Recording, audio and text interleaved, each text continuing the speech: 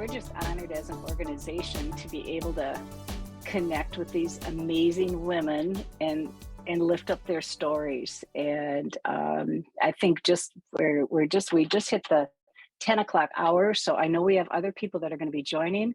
But what I also love about Ask a Leading Woman is these are usually more intimate conversations. And so it's a great way for folks to get to know each other and feel free to ask questions. So as we get started here, if you want to just pop in the chat where you're joining us from today, that would be great, so we can get a sense of who all is here. And as I mentioned, and for folks who didn't join yet, my name is Teresa Kittredge, and I'm with 100 Row Women, and we're really happy today to have Colleena Bibeau here with us to share her leadership journey. And just before we get started here, I just want to introduce a couple of our team members. So Alexa, you want to introduce yourself? I sure do. Okay, hi everybody. I am Alexa and I work with 100 Row Women. I've been here for about 2 years now, which is crazy. But I actually had the pleasure of speaking with Colleena a little while back, but she has since had some new exciting things come up. So I'm really excited to hear about what she has to say today. And I'm really happy that so many of you are here. We're gonna have such a great morning. I'm gonna pass it over to Caitlin. You can tell us what you do. Hi, I'm Caitlin. I was an intern with 100 Rural Women last summer, and then I joined back this summer to be on staff. I kind of work within the communications department, and I have had the chance to talk with Colleena some at some of our networking sessions. So I'm really looking forward to this and getting to hear more from her. I love it. Well, welcome everybody, and we'll get this started with Ask a Leading Woman. As I mentioned, the whole purpose around Ask a Leading Woman is to have women share their leadership journeys, and we really try to go across age, sector, race, culture, you name it, socioeconomic, any type of circumstance or situation that women are in and lead from. So we're really excited to have Colleena Bibeau with us today. And I won't do a big introduction because that's what we want Colleena to do, is introduce herself and tell her story. But I'm excited to have Colleena close to where I am. I live just north of Grand Rapids, about 35 miles. And I know that's Colleena is from this area also. So Colleena, I am just going to hand it over to you. I know you've had some really neat professional changes in your life recently, and we just got to meet your amazing daughter, but why don't you tell us a little bit about yourself? And the whole way this is going to work is Colleena will talk for about 20 minutes and then we'll do Q&A. So please feel free to, be active in the chat. You can definitely submit questions, or at the end, unmute yourself and ask your questions. So we're just excited to a really cool conversation where it can be really interactive. So Colleena, I am just going to turn it right over to you.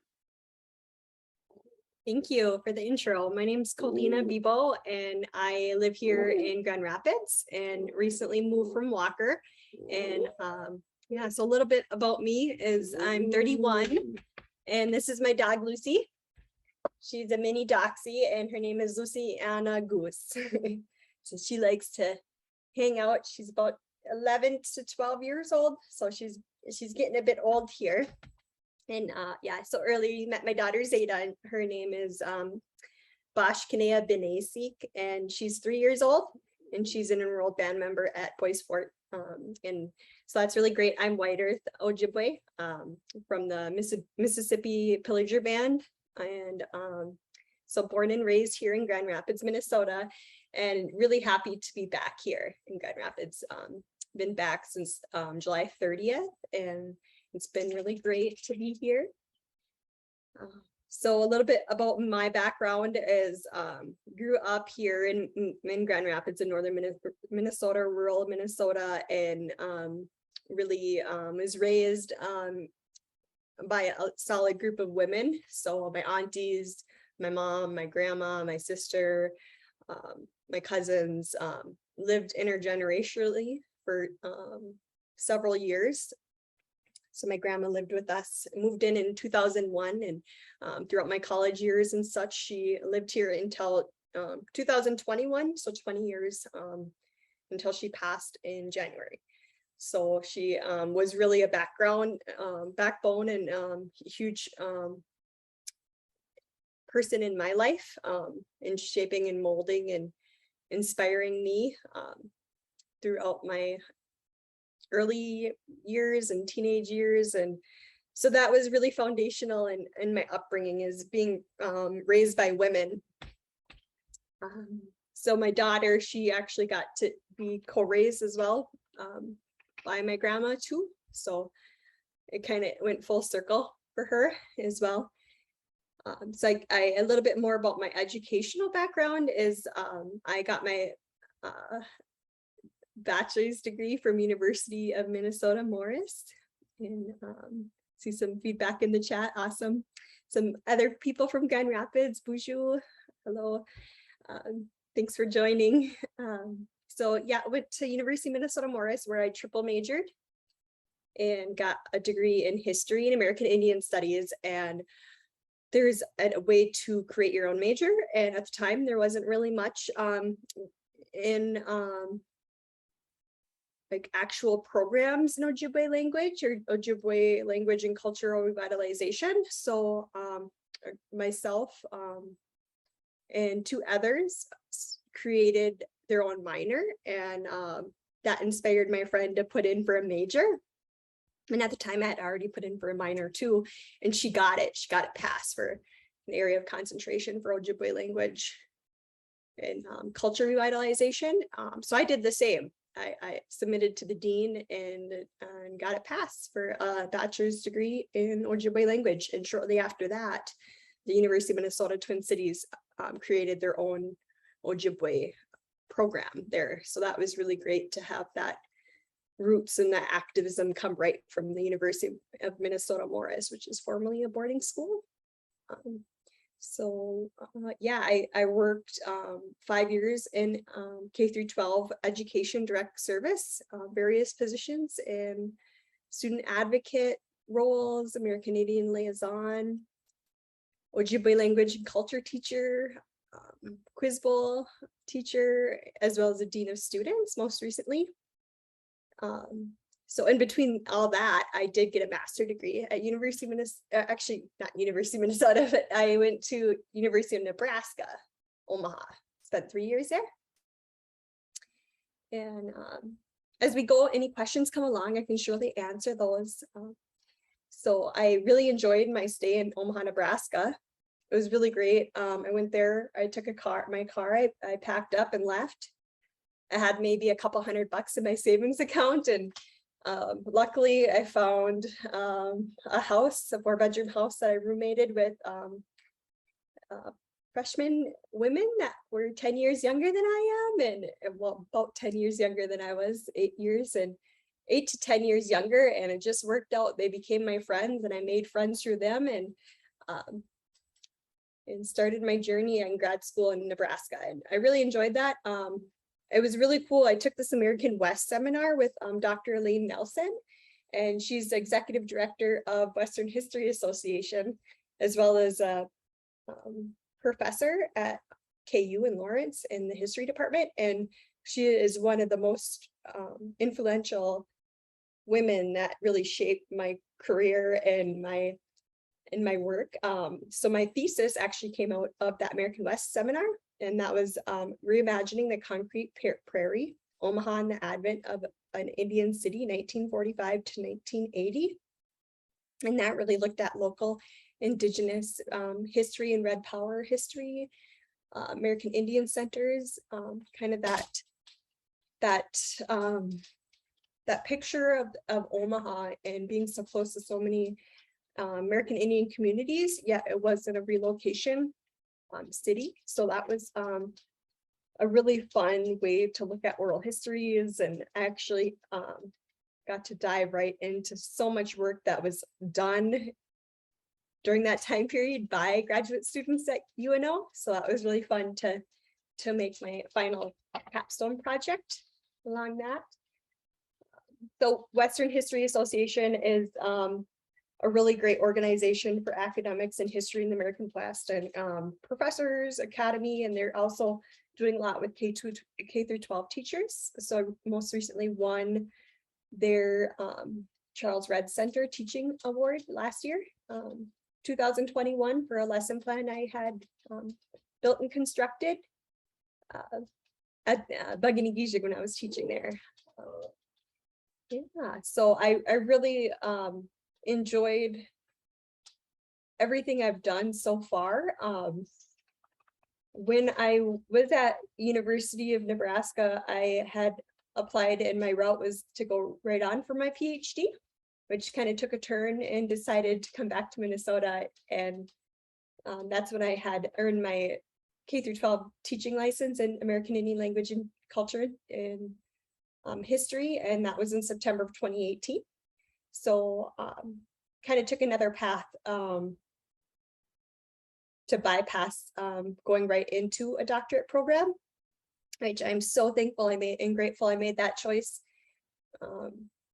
because I've got so much experience in the field now. Now that when I go back and get my doctorate, I'll have so much more depth and capacity and tools in my toolbox to be able to have such a higher level of impact in my writing and just the program itself. So really taking that time to have community and that. Can you tell us more about your experience teaching in a high school? Yeah, sure. Yeah, so I started off teaching my first year. It was in August 2018, and I taught locally here. And I taught both at Grand Rapids High School and Area Learning Center. So half my day, well, 2/3 of my day was at Grand Rapids High School, and then the other third was at the ALC, and that was really great. So I taught Ojibwe 1 and 2, American Indian Studies, Indigenous Multimedia, and I was also the Anishinaabekwe quiz bowl coach. And we also had a American Indian Education Study Hall as well, which was really good for students to really connect and connect with our faculty and really build community in that space. I then went on to teach at Gaa-ginwaajiwaanaag School for Leech Lake, Band of Ojibwe, and that was one of the best experiences in the Heights. It was just so good in my career. I just met so many great people and built such a great network with Leech Lake and surrounding communities.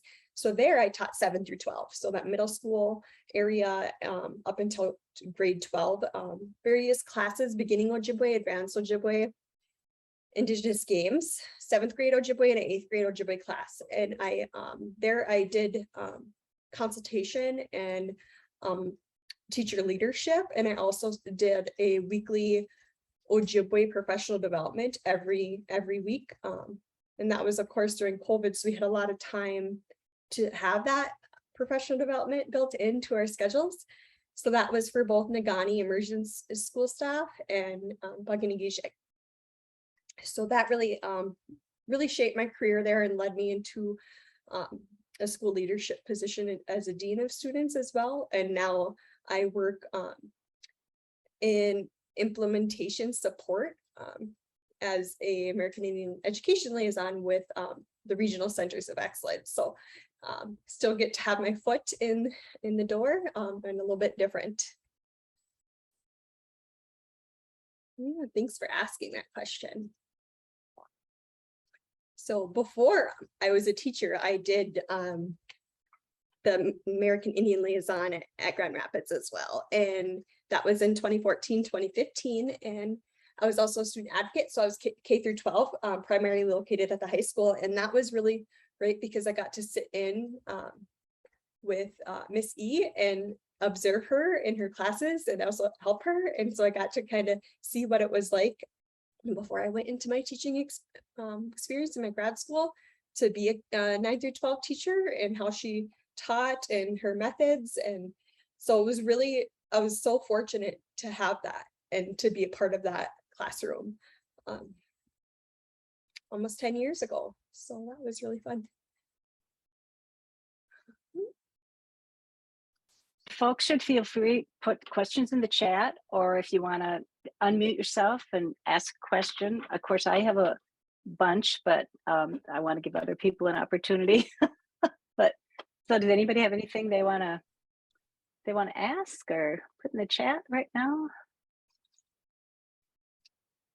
While you're thinking about it, I'll throw out a question, Colleena. So tell us, I mean, the cool thing is you were raised by women, and your daughter's getting that advantage too. What do you think the biggest advantage of that is, to be raised by women? Yeah, I think it really shaped me as a person, and just really kind of, it really just boosted my morale. So I think that was it was really empowering and liberating, and being in a non-traditional structure in a home, it went back to like how we were raised, in always in non-traditional homes, and had multiple people in the family, and that's okay. And I see that a lot more now because of COVID and different things. And just I think it just shows so much more respect to culture and those cultural values, right? So having that time with my grandma and with my mother, like I can never get that back, you know? So there's just so much learning and so much growth in that time period, that I'm so grateful for that. Thank you. I love it. And I'm going to ask another question about thinking about education. And when you mentioned, you know, developing a minor and developing a major, and being able to work with an educational institution on that. Can you talk a little bit more about that and what that process was like, and why that was such an important thing to do? Yeah. So I at the time, I was undecided. I didn't really know where I wanted to go, and I met two people, a professor of history and an Ojibwe language elder and first language speaker, and took all Native studies and Ojibwe language classes for a whole year, made the dean's list twice in a row. And I kind of thought about going down the education route. However, I was kind of geared away from that. And I'm really glad, because I have such a background and expertise in my areas of fields that I would not have gotten if I would have gone a strict education route. And there's so much work to be done in the education field around Indigenous education that it's really great to be a part of that. And there's a lot of great initiatives to that, but it's taken over 10 years to get where they're at now with the Nisanti program at University of Minnesota Morris. So I think that navigating that before these initiatives were in place and the grants were in place, it was really pivotal in our experiences as Indigenous students at University of Minnesota Morris to be able to get those areas of majors and minors in Ojibwe language and have that credential before they even had that at the Twin Cities campus and other places. So it kind of modeled and led the field for other institutions, you know, our sister schools, to develop those programs. And I really feel we really took that initiative to do it at Morris. I love it. And Marnie has a question in here. If you grew up speaking Ojibwe and English? I grew up speaking mostly English, and I actually didn't start learning like Ojibwe language until 2010, and that was my second year at Morris, where I really started learning in Anishinaabe in immersion. So no, I didn't really learn. I like spoke Spanish and learned that in high school. A few words. I did go to American Indian Education Program. We had a lot of great ladies there, and learned some language.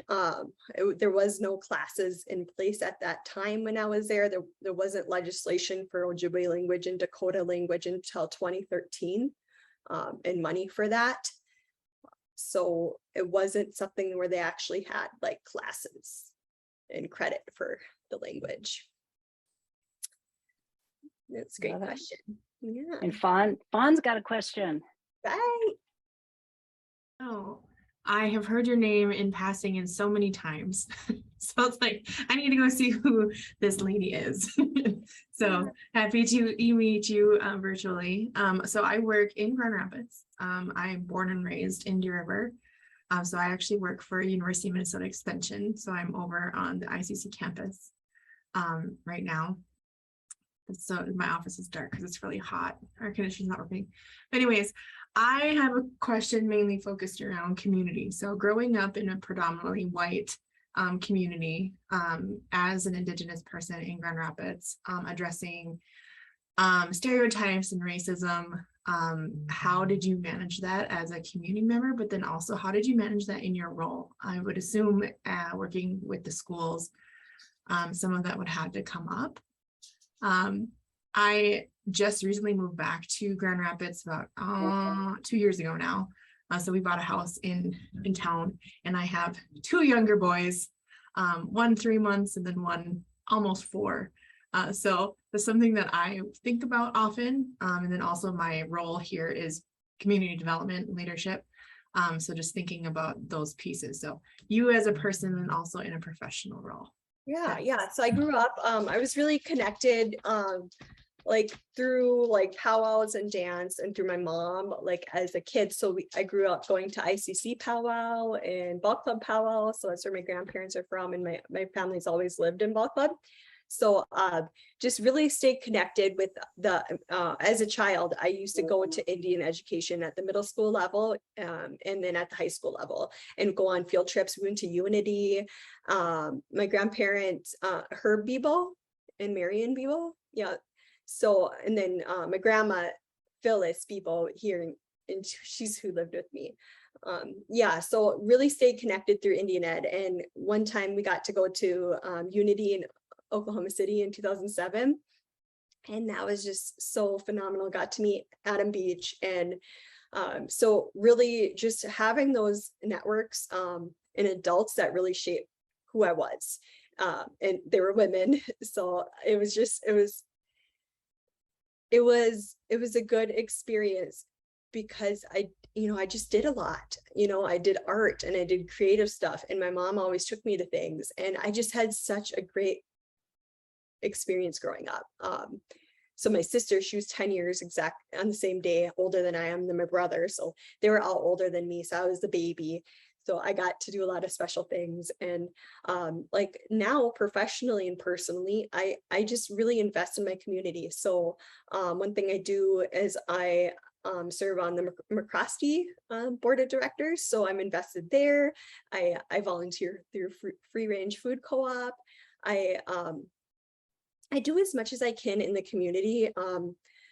Like I took notes for the YMCA board one time.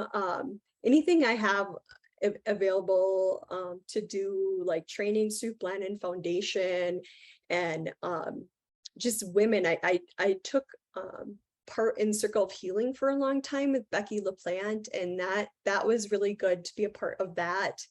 At Walker, there's a women's group that talked about race, and just getting to know people.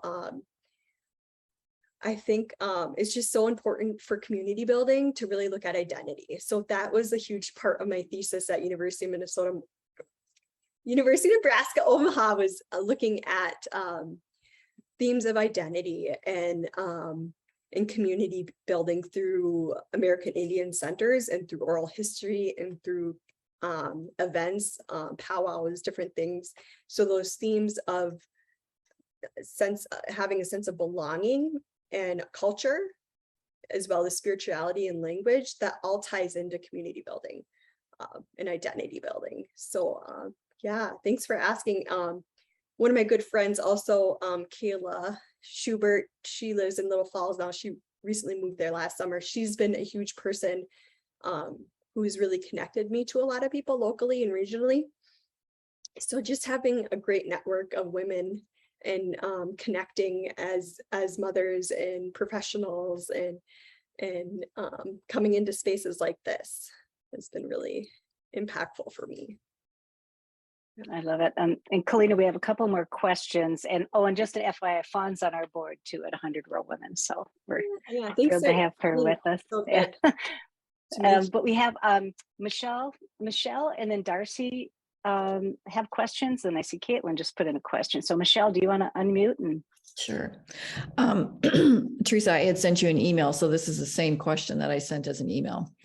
A couple of weeks ago, I was so fortunate to be able to be a participant in a Women in Water retreat that was held in Hayward, Wisconsin with the Anishinaabe.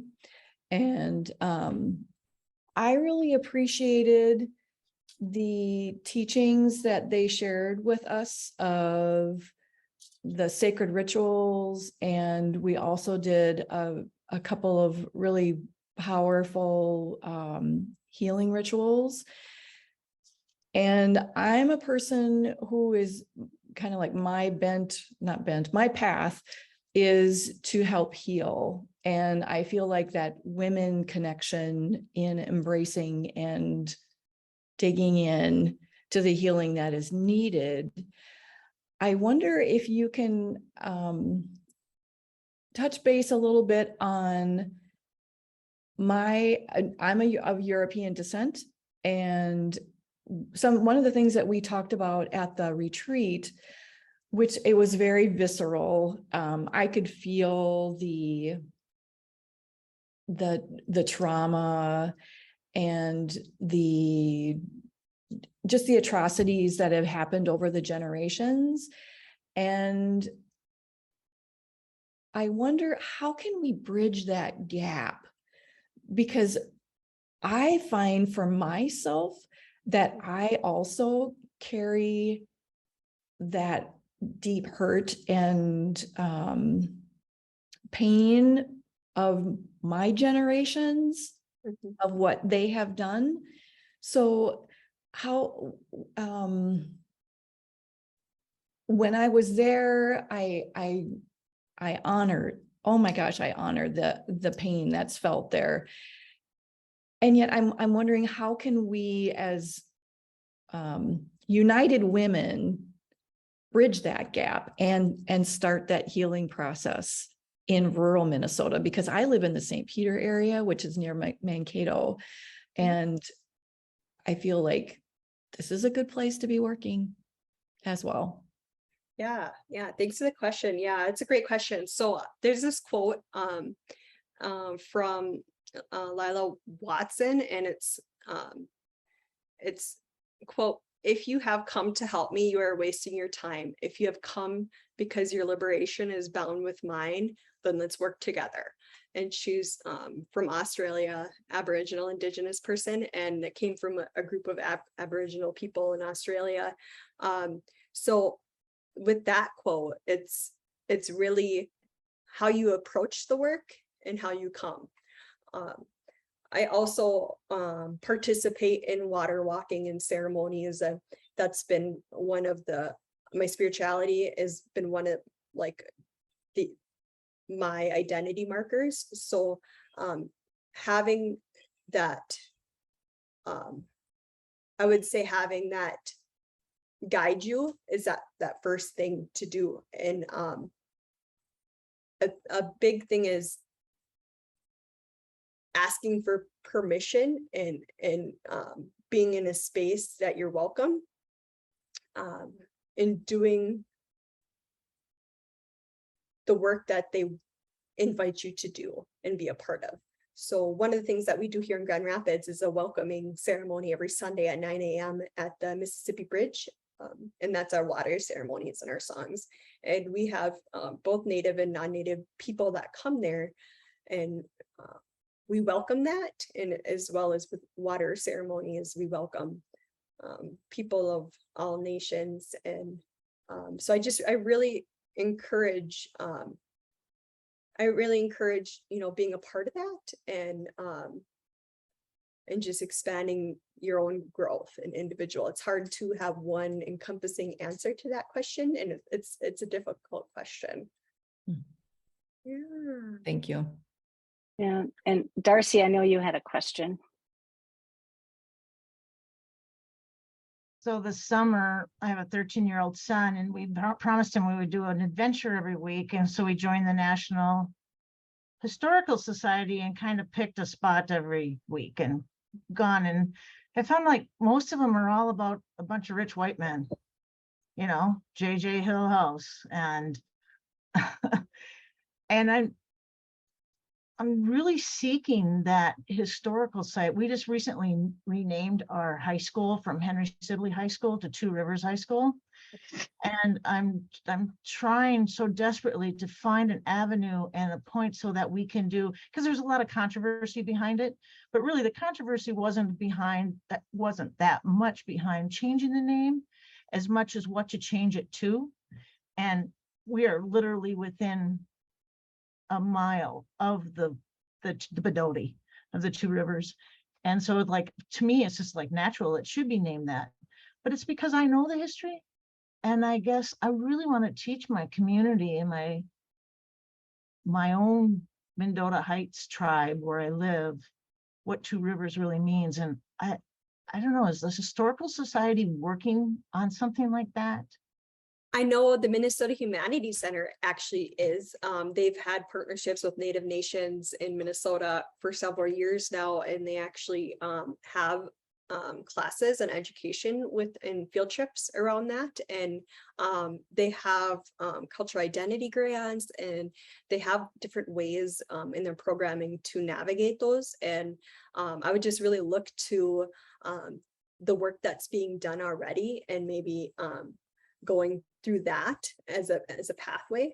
And I think that's ultimately, it's really great having that name. That's the action piece, right? So you got your land acknowledgement, and then you got your action, right? So the action needs to accompany that acknowledgement for the work to start and grow.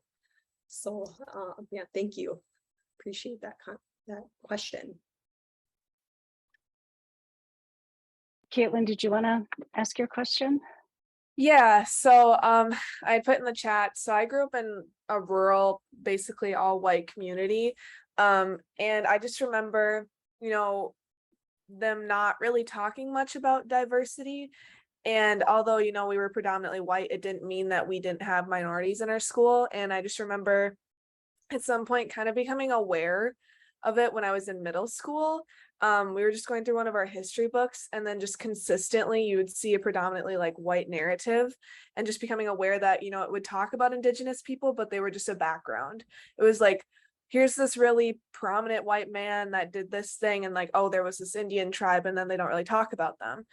And you know, there's like certain things that happen within the school. Like, for example, we'll do something for Thanksgiving, and the more I started thinking about it, as I was getting older, not becoming a fan of how they had us celebrate Thanksgiving when we were little, because we didn't understand what it really even was. And so my question is like, yourself as an educator and advocate, what are some ways that you think schools can help provide support for Indigenous children within the school? Because I'll just fully admit, my school had nothing. Like, there was nothing to talk about their culture. There was no way to celebrate it. And just being able to, you know, facilitate an environment that does celebrate them and kind of get rid of all that misrepresentation that happens. Yeah, I think building capacity for teacher education programs in K through 12 roles that has licensure areas for Anishinaabe language, history, and culture, and building those pathways from higher education institutions into licensures, into the schools.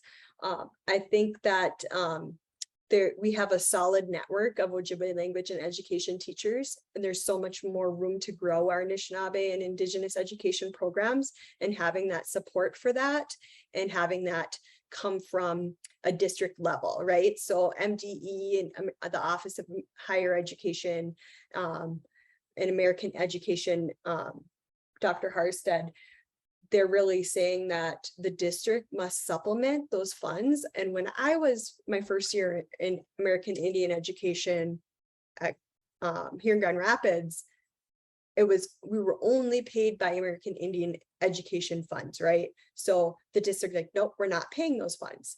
And even up until most recently, 4 years ago, nope, we're not paying those funds, right? That has to come from American Indian education funds. We will not support or pay that teacher to be a teacher in the school, which they'll pay for German teachers, they'll pay for French, they'll pay for Spanish, they won't pay for Indigenous language that's to the area.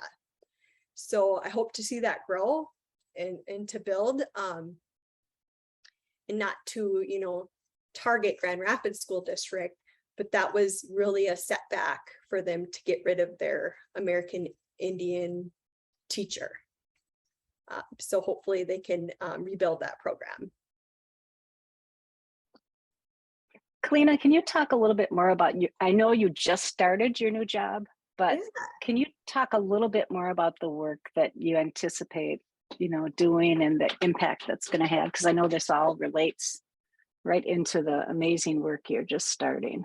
Sure. So my role with the Northern Sky Regional Centers of Excellence, it's in the northwest part of the state, so it services 12 counties, and the goal of my position is to support local education agencies to develop and intentionally build relationships with tribal nations, strengthen support systems for American Indian students through the development and implementation of plans resulting in increased academic success and cultural understanding. So a lot of my work is in implementation support practice and in coaching adults.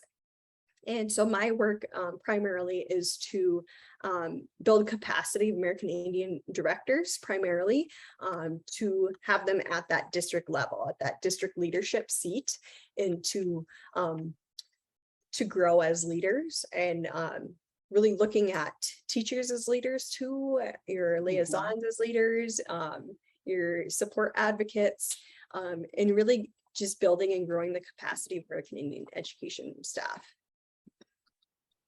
So it's really fun work. Our work is to disrupt and dismantle inequities in schools. Yeah. So a lot of our work, it pulls from Elena Aguilar and her work in Bright Morning. So that's her consulting agency, and she is amazing. She has several books on transformational coaching, equity, resilience. Art of Coaching is one of her books, Onward, and it's really developing the capacity of educators and leaders, of course, and coaches in disrupting those inequities. So it's really fun to be a part of a larger role that can make impacts on mini schools and programs. I love it. And I know we're running on time, so we've got a couple closing questions, but I'm just gonna look in the chat. Does anybody have a question they want to ask before we start to move to wrap? This has been just wonderful. Oh, good. Darcy, I didn't see your hand. Go ahead. Colleena, if that's up in the northwestern part of the state, you're saying? Is there a equivalent in my area that would be doing that same type of programming? Yeah, so we have 6 regional centers throughout the state, and my position is the only one in the state. However, I work with teams in my role as American Indian Liaison in building those capacities. So yes, my position is the only one, and it's unique to northern Minnesota. Like our area, we're in Grand Rapids, we're in the Northern Pines area. So it's really work that is done through ESSA and through MDE. So looking at identified schools, and that's where we come in as student advocates and practitioners to do the work that needs to be done so those students are no longer identified. Or school, excuse me. And now I'm gonna like step back a little bit because Elena lives in West St. Paul, my sister city. And she's the one that kind of jump-started us changing our name. So I got the connection already. So that's great. Oh, that's so awesome. That's really great. Oh, this is lovely meeting you. Thank you very much. Yeah, thank you for coming. Well, I know that we're running on time, and just really want to appreciate Colleena, you taking the time to share your story, and for everybody participating this morning. I, of course, selfishly, I love this because I just learned so much, and I get to meet all these incredible women and love it. So our big goal at 100 Rural Women is what can we do to better support women and women doing incredible things. So so I just have a final question for you that I think that you and Alexa might have talked about, but if you had some advice to give to your younger self, what would that be, Colleena? I would give myself the advice to keep going and to hold on to that strength, you know, and to really to know that I'm on the right path no matter what, right? So spiritually, there was a teaching that was given to me, and he had a whole story about it. Of course, it was winter months, so it was appropriate to tell the story. And the lesson, the moral of the story was what the secret of life was, right? So at the end of the story, he told us the secret of life, and he told us throughout the whole story. And the secret of life is hanging there. And that was just so powerful for me to have that teaching at the time and the place. And just to know that you got this, I got this, right? So that was huge for me. And to just, if I could tell myself that 10 years ago, 5 years ago, 15 years ago, that's what I would tell myself. I love it. Well, thank you, Colleena, and you're amazing, and we're just so excited that we've connected with you. And Colleena and I connected right when 100 Rural Women was just still sort of a thought, and gosh, is this something we should do? So it's been great to reconnect and have you involved. And I'm just going to pop in the chat here too. We have a lot of really cool events like this. Ask a Leading Woman. We have another one August 30th with Beth Peterson, who again is up here in the Northeast part of the state. She's the state director for Vote, Run, Lead. We'll be heading this fall into more about elected office and meeting women that serve or have served, and talk about the importance of getting more women in the public sector leadership side, and talk a little bit about mentorship. But I did pop in the events, and please check those out. We also, on Mondays and Tuesdays, I would highly recommend, we have online yoga and resiliency sessions. They're free. It's 30 minutes, Mondays at noon, Tuesdays at 8 in the morning. It is the best 30 minutes you can give yourself during the day. And I am not a yoga person, but it's all about breathing and relaxation and just stepping back. So I definitely would recommend that. And then we do morning connections, and I know a couple folks on this call have participated in that. We do those Thursday mornings. It's just sort of an open chat, coffee time at 8:30 on Thursdays. So also, we always are looking for ideas of how we can better support you all as women, and what we can do to lift up the incredible work you're doing. So please let us know. Please let us know. And again, just in closing, I want to thank you, Colleena. I want to thank everybody that came. I want to thank these young women that I get to work with at 100 Rural Women, because it's a great opportunity. We are young women powered, and it's the best. I love it. So anyway.